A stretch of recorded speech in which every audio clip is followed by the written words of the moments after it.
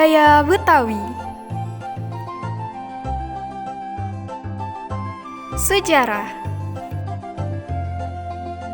Suku Betawi adalah salah satu suku bangsa di Indonesia yang memiliki kekerabatan etnis dengan Jawa, Melayu, dan Sunda. Umumnya, orang Betawi tinggal di wilayah Jakarta dan daerah sekitarnya. Suku Betawi berasal dari bahasa kawin-mawin antar etnis dan bangsa di masa lalu. Secara biologis, mereka yang mengaku sebagai orang Betawi adalah keturunan kaum berdarah campuran aneka suku dan bangsa yang didatangkan oleh Belanda ke Batavia. Apa yang disebut dengan orang atau suku Betawi sebenarnya terhitung pendatang baru di Jakarta. Kelompok etnis ini lahir dari perpaduan berbagai kelompok etnis lain yang sudah lebih dulu hidup di Jakarta seperti orang Sunda, Jawa, Arab, Bali, Bugis, Makassar, Ambon, Melayu, dan Tionghoa. Rumah adat. Rumah adat Betawi adalah rumah tradisional yang khas dari masyarakat Betawi di Jakarta, Indonesia. Dengan atap melengkung yang tinggi, dinding dari anyaman bambu atau kayu, dan ukiran-ukiran indah, rumah adat Betawi mencerminkan kekayaan budaya dan arsitektur yang unik. Selain sebagai tempat tinggal, rumah adat Betawi juga menjadi pusat kegiatan sosial dan budaya masyarakat Betawi. Sering digunakan untuk pernikahan, pertunjukan seni tradisional, dan upacara adat lainnya. Bahasa.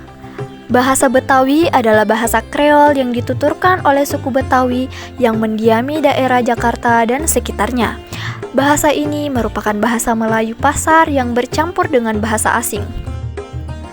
Engkong artinya kakek, encang artinya paman, encing artinya bibi, babe artinya bapak, mak artinya ibu, empo artinya kakak perempuan. Palang pintu.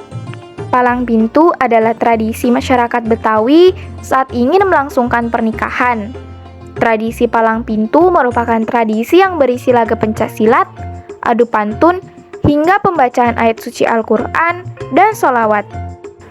Palang pintu merupakan tradisi yang menjadi bagian dari upacara pernikahan masyarakat Betawi. Palang pintu menggabungkan seni bela diri dengan seni sastra pantun. Dalam tradisi ini, jawara yang bertindak sebagai perwakilan mempelai laki-laki dan perempuan akan saling menunjukkan kemampuan memperagakan gerakan silat dan melontarkan pantun satu sama lain. Bang, kayu gelondongan, kayu cendane, pagar kawat, tulangnya besi. Abang ame rombongan dari mana mau kemana datang kemari kudu permisi. Oh jadi bang lewat kampung mari kudu permisi bang. Bang sebelumnya aneh ucapin bang assalamualaikum. Waalaikumsalam. Bang umpame ibu seorang keramat, kalau ngomong abang jangan nyakitin hati. Bang saya bersama tamu datang dengan segala hormat, tolong abang terima dengan senang hati. Roti buaya. Tradisi roti buaya adalah hantaran masyarakat Betawi saat ingin melangsungkan pernikahan. Tradisi ini menggunakan roti berbentuk buaya sebagai barang wajib saat upacara pernikahan masyarakat Betawi. Biasanya, panjang roti buaya mencapai 50 cm sampai 1 meter dan dibawa oleh mempelai pria saat acara pernikahan. Roti buaya sendiri merupakan inspirasi dari tingkah buaya yang hanya kawin sekali seumur hidup mereka, sehingga masyarakat Betawi mengharapkan dengan adanya tradisi ini, pernikahan bisa langgeng dan pasangan akan saling setia satu sama lain. Lenong.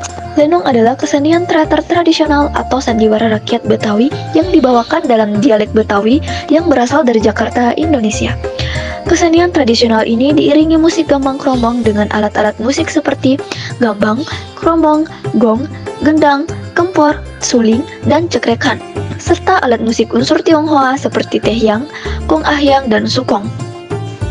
Uniknya, teater lenong ini tidak membutuhkan naskah cerita dan pemain yang ditetapkan. Pemain akan melakukan lenong sesuai dengan improvisasi kreatif secara spontan, dan skenario lenong umumnya mengandung pesan moral, yaitu menolong yang lemah, membenci kerakusan, dan perbuatan tercela. Bahasa yang digunakan dalam lenong adalah bahasa Melayu, atau kini bahasa Indonesia, dengan dialek Betawi dan dilakoni dengan jumlah pemain, yaitu 10 orang, dan pengiring musik.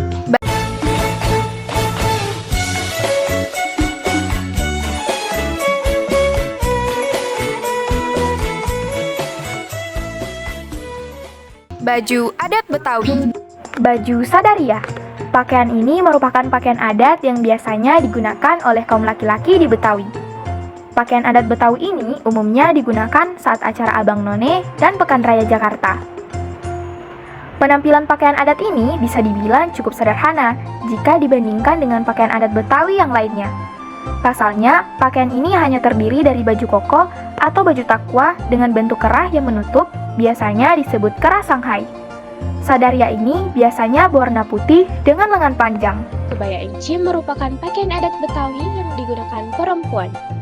Pakaian adat Betawi yang satu ini seringkali digunakan dalam acara-acara seperti Pekan Raya Jakarta, peringatan hari besar, dan lain sebagainya.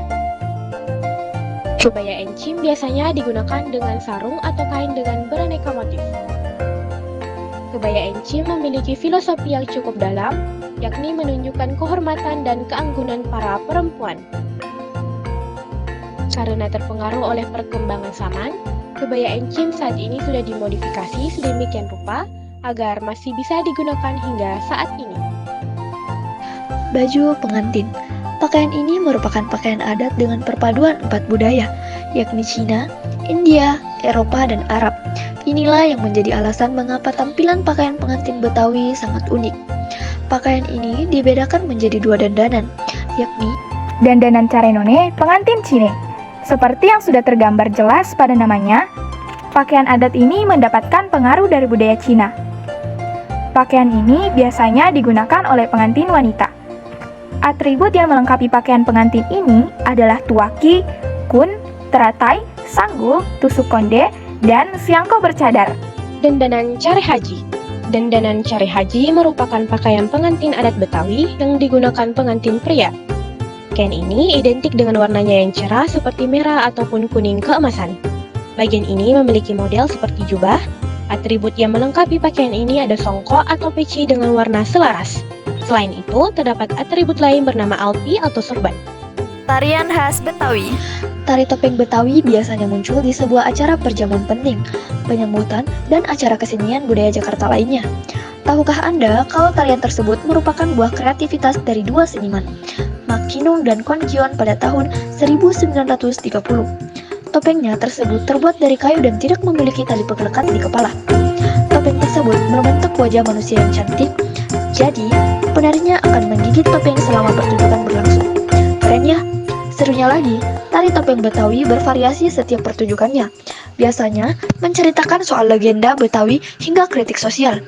Ada alat musik yang mengiringi penari selama tampil, seperti kromong tiga, gung buyung, gendang, krecek, dan rebab.